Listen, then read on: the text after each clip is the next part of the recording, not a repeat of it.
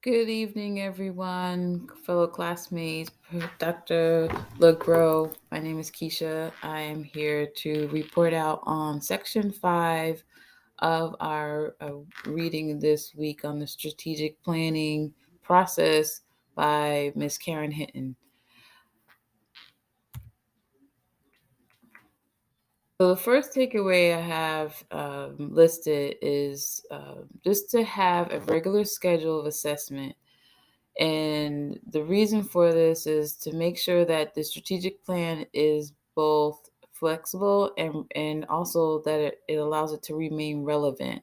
So you're looking at your plan, making changes as needed, and with the assessment, you take the time to review the different elements of the plan throughout the university. Different departments are a part of that process, different individuals from faculty to staff to administration to make sure that the operations and actions are meeting the goals outlined in the plan.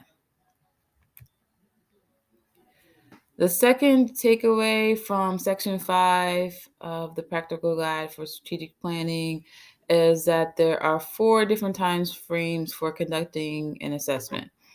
The first 2 happen annually. That would be the mid-year assessment and the second annual assessment is at the end of the year. So middle of the year, end of the year, and it repeats annually throughout the life cycle of the strategic plan.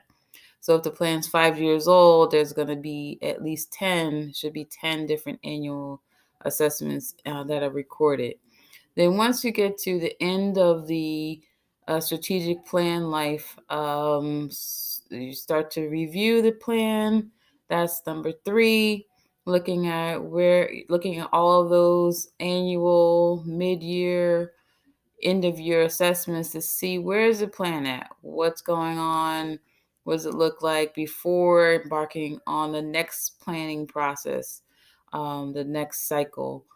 And then also at the very end of the planning process, you want to look at the effectiveness, what worked, what didn't work, who's on board, the buy-in, institutional culture, all of those items are going to be kind of just uh, assessed at that time. Just did just a couple screenshots of the different cycles. The first one being the annual planning cycle, which is noted in the document, confirming annual goals and looking at and the mid-year status report on the institutional level, and then the other process that was highlighted by Ms. Hinton in her document is the actual planning process cycle. So throughout the annual review, pre-planning to end of plan.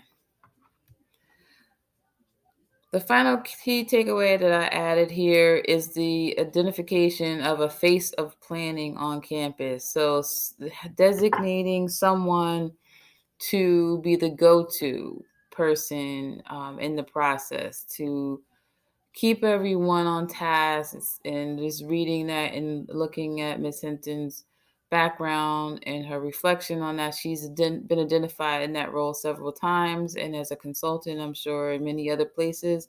So on campus, there should be a designated person.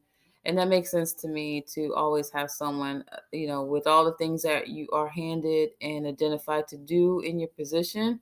This is definitely one that needs to be key as well for someone to have responsibility for.